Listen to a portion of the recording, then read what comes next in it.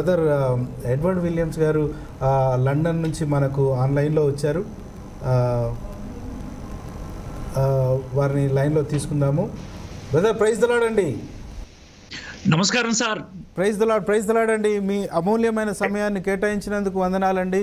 మన ప్రియమిత్రుడు ప్రవీణ్ పగడాల గారు ఈరోజు మన మధ్యలో లేడు. చాలాసార్లు మీరు ఇద్దరు లైవ్లో మాట్లాడుకుంటున్నప్పుడు ఎంత మీ ఇద్దరి మధ్యలో అన్యోన్యత కనబడేది. ఈరోజు వారు లేరు, వారి బదులుగా నేను నిలబడి ఈరోజు మీతో మాట్లాడుతున్నాను. సో వారి గురించి కొన్ని విషయాలు మీరు మీ నోటి మాటలతో వినాలని, ప్రజలకు తెలియజేయాలని కోరుతా ఉన్నానండి.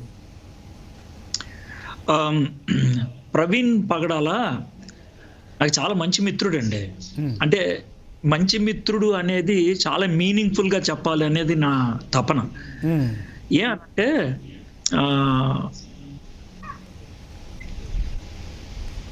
ఏ పరిస్థితుల్లో అయినా కూడా, ఎలాంటి జటిల పరిస్థితుల్లో అయినా కూడా నవ్వుతూ, లేదే దీని గురించి ఇట్లా చేద్దామే అంటే నాతో అంత అంత ఆప్యాయంగా మాట్లాడతాడు.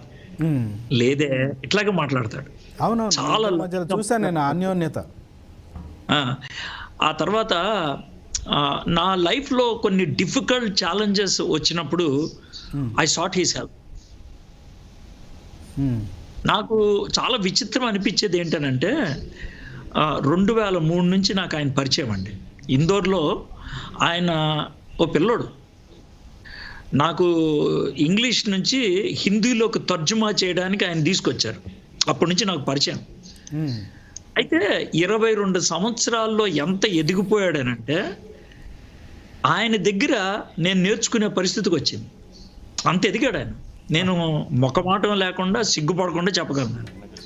ఆయన దగ్గర నేను నేర్చుకునే పరిస్థితి వచ్చింది. నేను అంతర్వేది పాలెం ఐపీసీ చర్చ్కి ఆయన పిలుస్తున్నామని చెప్తుంటే, ఏమండి ప్రవీణ్ పగడాల గారిని పిలవచ్చా అని అంటే, ఆయన మా గురువు అండి అని అన్నా. ఆయన శామ్యుల్ ఫిన్నీ గారు బాబు నీ గురువు అని చెప్పాడంటే మనం నవ్వాడంట. నవ్వి అన్న అలా అంటాడులేండి, ఆయన మా గురువు, అన్న అలా అంటాడని. అంటే నేను చాలా క్లియర్గా చెప్పాను. బ్రదర్ మీకు గుర్తుందా లేదు, మీరు నన్ను అడిగారు ఏది రక్షణలో మీరు నాకు టైం ఇవ్వగలరా అంటే, నాకున్న నిరీక్షణతో కమిట్మెంట్ని బట్టి నేను ఇవ్వలేనని మీకు ప్రవీణ్ పగడాలని పరిచయం చేశాను నేను. అవునండి. అప్పుడు మీరు నన్ను అడిగారు ఈయన బాగా మాట్లాడతారంటే, ఈయన ఒకసారి ట్రై చేసి చూడండి, నన్ను మర్చిపోతారు మీరు అన్న. అది వాస్తవం అండి. ఎట్లాగంటే ఆయన మీరు దూరంగా ప్రపంచమంతా తిరుగుతూ పరిచర్య చేస్తూ ఉన్నారు. ఆయన ఇక్కడే తిరుగుతూ నాలో అంటే మమ్మల్ని ఎట్లా మోల్డ్ చేశాడంటే, ఇంతసేపు బ్రదర్ చెప్పినట్టుగా ఆయన మమ్మల్ని కూడా ఒక రకంగా తరబీదు చేస్తూ వచ్చాడండి. ఆయన ఓ షేప్ చేశాడు మొత్తానికి. వాస్తవం అది. థ్యాంక్ యూ వెరీ మచ్ మీరు పరిచయం చేసినందుకు. తర్వాత ఇంకో విషయం ఏంటంటే చెప్పాల్సింది, హంబుల్ అనేటువంటి మాట అందరూ చెప్తారండి ఆయనకి. అంటే ఇంత కూడా గర్వం ఉండదండి. తనకున్నటువంటి నాలెడ్జ్ ఉన్నదే అటు బైబిల్లో కానీ, లేకపోతే హిందూ గ్రంథాల్లో కానీ, లేకపోతే ముస్లిం గ్రంథాల మీద కానీ తనకున్నటువంటి పట్టు మామూలు కాదండి, మామూలు కాదు. అంత పట్టున్నటువంటి వ్యక్తి, ఆయన మాట్లాడేటువంటి తీరు, ఆయన యొక్క వ్యవహారం అసలు చాలా గొప్పదండి. Is a great model as far as humility is concern.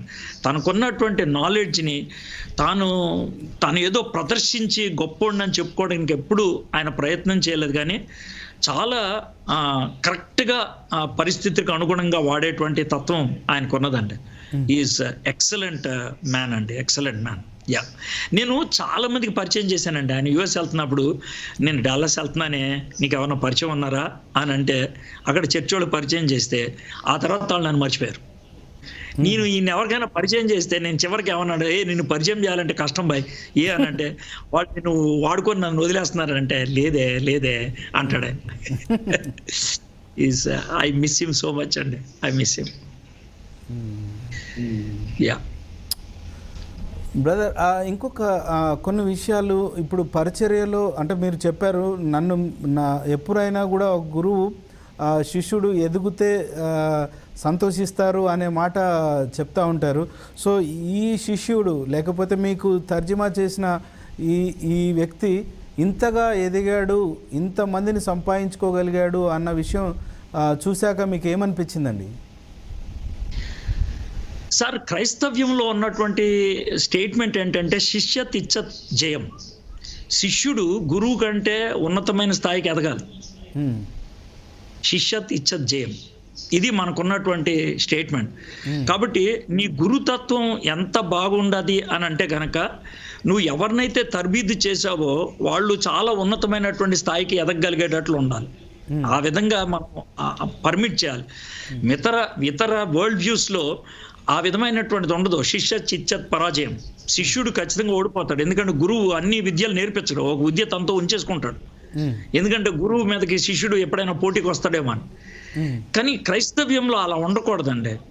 మరి వాళ్ళు ఎవరన్నా క్రైస్తవులు అలా చేస్తున్నారంటే they don't have that real Christian attitude అని చెప్పాలి. కాబట్టి ప్రవీణ్ ఎదిగినప్పుడు, ప్రవీణ్ ఒక స్థాయిలో ఉన్నప్పుడు చాలా గర్వంగా అనిపించేదండి. ఐ ఫీల్ సో ప్రౌడ్ అనమాట. అరే మనోడు అక్కడ నిలబడి మాట్లాడుతున్నాడు అనేటువంటి ఆ ఆనందం ఉండేదండి. ఇట్ ఈస్ గ్రేట్ జాయ్ అనమాట. హోల్ హార్టెడ్గా ఆయన క్యాండిడేచర్ని కానీ, హోల్ హార్టెడ్గా ఆయన యొక్క పర్ఫార్మెన్స్ కానీ, హోల్ హార్టెడ్గా ఆయన ప్రజెంటేషన్ కానీ ఆనందించిన వాళ్ళలో నేను ఒకరిని సార్, ఏమాత్రం అనుమానం లేకుండా చెప్పగలను. ఓకే.